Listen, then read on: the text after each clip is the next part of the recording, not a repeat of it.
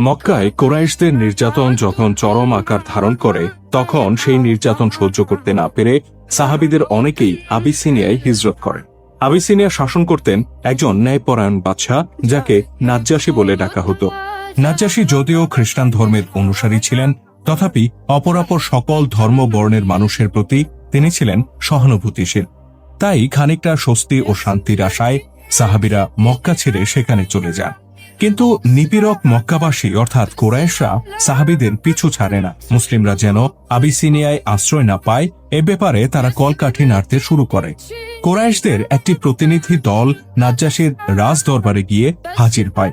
নাজ্জাশী কুরাইশদের কথাও শুনলেন, আবার হিজরতকারী সাহাবীদের কথাও শুনলেন। অতঃপর তিনি নিজের সিদ্ধান্ত ঘোষণা করলেন। সেদিন কি ঘটেছিল নাজ্জাশীর রাজ দরবারে, কি ছিল নাজ্জাশীর সেই সিদ্ধান্ত? রাসূলুল্লাহ সাল্লাল্লাহু আলাইহি সাল্লামের নির্দেশে নবুয়াতের চতুর্থ ও পঞ্চম বছরে সাহাবীদের দুটি দল মক্কা ছেড়ে আবিসিনিয়ায় হিজরত করে। দুই দলে সাহাবীদের মোট সংখ্যা ছিল 100-র কাছাকাছি।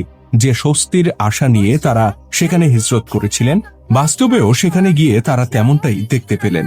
নাজ্জাশী তাদেরকে আবিসিনিয়ায় নিশ্চিন্তে বসবাস করার অনুমতি দিলেন। মক্কায় বছরের পর বছর নির্যাতনের ধকল কাটিয়ে তারা সেখানে সুস্থ স্বাভাবিক জীবন ফিরে পেলেন। কিন্তু সাহাবীদের এই সুখ শান্তি কুরাইশদের পছন্দ হল না। তারা নাজ্জাশীর দরবারে একটি প্রতিনিধি দল পাঠিয়ে তাকে মুসলিমদের ব্যাপারে বিষিয়ে তোলার সিদ্ধান্ত নেয়। ইসলামের প্রখ্যাত সেনাপতি আমর ইবনুল আস রাদিয়াল্লাহু তাআলা আনহু তখনও ইসলাম গ্রহণ করেননি, বরং ওই সময় তিনি ছিলেন ইসলামের কট্টর বিরোধিতাকারী। ব্যক্তিগতভাবে আমর ইবনুল আস ছিলেন বিচক্ষণ ও কূটনৈতিক দূরদর্শিতা সম্পন্ন। তিনি বিভিন্ন দেশে যাতায়াত করতেন এবং বহু দেশের রাজা ও সম্রাটদের সাথে তার ব্যক্তিগত পরিচয় ও সখ্যতা ছিল। নাজ্জাশীর সাথেও তার সম্পর্ক ছিল বেশ অন্তরঙ্গ। তাই কুরাইশরা তাকেই এই প্রতিনিধি দলের দলপতি হিসেবে নির্বাচিত করে আবিসিনিয়ায় প্রেরণ করে। আমর ইবনুল আস কুরাইশদের পক্ষ থেকে দামি দামি উপঢৌকন নিয়ে নাজ্জাশীর রাজ দরবারে উপস্থিত হন। পুরনো বন্ধুকে দরবারে আসতে দেখে নাজ্জাশী খুবই খুশি হন এবং আন্তরিকতার সাথে তাকে বরণ করে নেন। প্রাথমিক কৌশলাদি বিনিময় করার পর নাজ্জাশী তার বন্ধুর আগমনের কারণ জানতে চান। আমর ইবনুল আস ধীরে ধীরে তার উদ্দেশ্য সম্পর্কে অবহিত করেন। তিনি জানান যে মুসলিমরা মক্কা থেকে পালিয়ে এখানে এসেছে, কুরাইশরা চায় না আবিসিনিয়ার রাজা তাদেরকে এখানে আশ্রয় দিক। এই পলাতক ব্যক্তিরা নিজেদের গোত্রের সাথে এবং পূর্বপুরুষদের সাথে বিশ্বাসঘাতকতা করেছে বলে মন্তব্য করে আমর ইবনুল আস। তিনি বলেন, আমাদের গোত্রের নেতৃবৃন্দ আপনাকে অনুরোধ করেছেন এই অপরাধীদেরকে আমাদের ভূমিতে ফেরত পাঠাতে, যেন আমরা তাদেরকে শাস্তি দিতে পারি। আমর ইবনুল আসের আগমনের কারণ জানার পর নাজ্জাশীর খুশি খুশি মুখটি বেশ গম্ভীর হয়ে যায়। তিনি বলেন, না আমর, আমি তাদেরকে আশ্রয় দিয়েছি। তোমার দাবির প্রেক্ষিতে আমি তাদেরকে তোমার হাতে তুলে দিতে পারি না, বরং আমি তাদেরকে এখানে ডেকে পাঠাই। তোমরা উভয়েই নিজেদের বক্তব্য পেশ করো। যদি প্রমাণিত হয় তারা অপরাধী, তাহলে অবশ্যই আমি তাদেরকে মক্কায় ফেরত পাঠাবো। কিন্তু যদি তাদেরকে অপরাধী প্রমাণ করতে না পারো, তাহলে আমি কিছুতেই তাদেরকে তোমার হাতে তুলে দিতে পারি না। প্রিয় বন্ধু, নাজ্জাশীর মুখে এমন কথা শুনে আমর ইবনুল আস বেশ মর্মাহত হলেন, কিন্তু তার কিছুই করার ছিল না। পরদিন সাহাবীদের একটি প্রতিনিধি দল খবর পেয়ে রাজ দরবারে এসে উপস্থিত হয়। তাদের নেতৃত্বে ছিলেন রাসূলুল্লাহ সাল্লাল্লাহু আলাইহি ওয়াসাল্লামের চাচাতো ভাই জাফর বিন আবু তালিব রাদিয়াল্লাহু তাআলা আনহু। অন্যদিকে আমর ইবনুল আসও সেখানে উপস্থিত ছিলেন। নাজ্জাশী জাফর রাদিয়াল্লাহু তাআলা আনহুকে বললেন, তোমরা জানো আমার বন্ধু আমর তোমাদের বিরুদ্ধে কি অভিযোগ এনেছে। আমাকে বলো, তোমরা কেন তোমাদের পূর্বপুরুষের ধর্ম ত্যাগ করে নতুন ধর্ম গ্রহণ করলে? জাফর রাদিয়াল্লাহু তাআলা আনহু বলেন, মহামান্য রাজা, অতীতে আমরা পাথরের তৈরি মূর্তির পূজা করতাম, মৃত প্রাণীর মাংস খেতাম, আর যত পাপ আছে আমরা সেগুলো করতাম।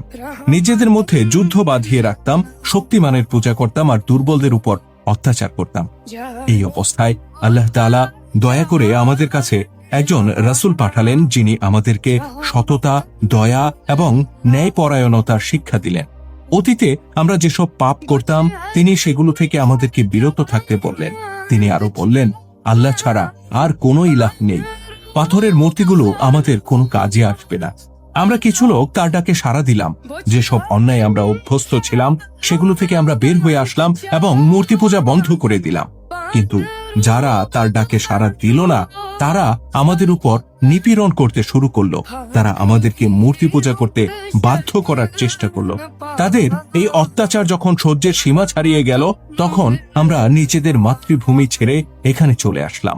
আমরা অন্য কোথাও না যেয়ে আপনার দেশে এসেছি এই কারণে যে আমাদের রাসূলুল্লাহ বলেছেন, আপনি একজন ন্যায়পরায়ণ শাসক। আপনার ভূমিতে আমরা কখনোই নির্যাতিত হব না। জাফর বিন আবু তালিবের এই কথাগুলো শুনে নাজ্জাশী বেশ মুগ্ধ হলেন। তিনি ছিলেন একজন ধর্মপ্রাণ খ্রিস্টান।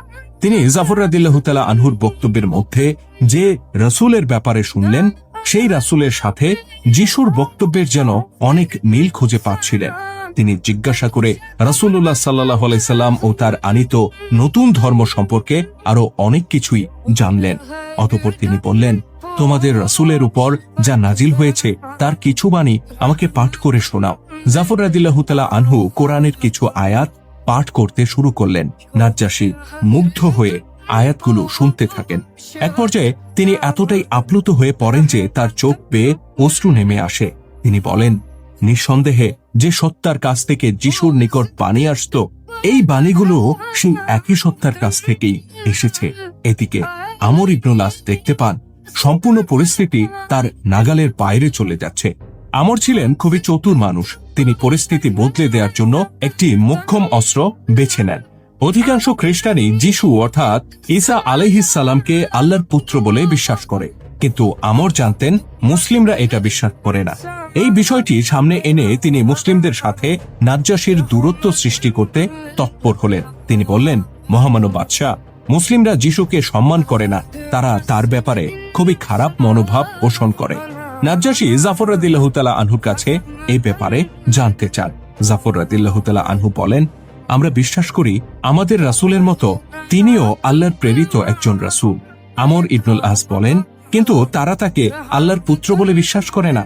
জাফর রাদিয়াল্লাহু তাআলা আনহু বলেন, হ্যাঁ, আমরা বিশ্বাস করি আল্লাহর কোনো স্ত্রী, পুত্র বা কন্যা নেই। আল্লাহ তাআলা তার ঐশী ক্ষমতার মাধ্যমে ঈসা আলাইহিস সালাম অর্থাৎ যিশুকে কুমারী মরিয়মের গর্ভে পাঠিয়েছেন।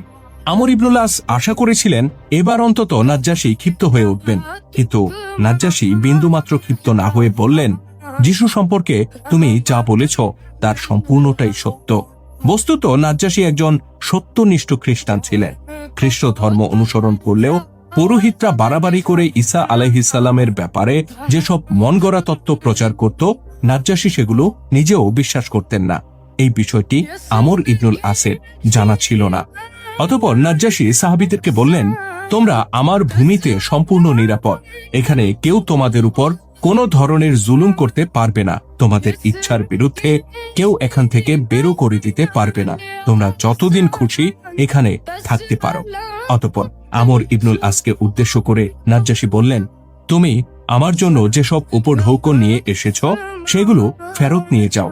ওসবে আমার কোনো প্রয়োজন নেই। আমার এই সিংহাসন আল্লাহ আমাকে দিয়েছেন। আমি এমন কিছু করতে পারবো না যাতে আল্লাহ আমার প্রতি অসন্তুষ্ট হন। ভগ্ন হৃদয়ে মক্কায় ফিরে আসেন আমর ইবনুল আস। এদিকে হিজরতকারী সাহাবীরা নিরাপদে আবিসিনিয়ায় বসবাস করতে থাকেন। এভাবেই ভেস্তে যায় হিজরতকারী সাহাবীদের বিরুদ্ধে কুরাইশ মুশরিকদের ষড়যন্ত্র।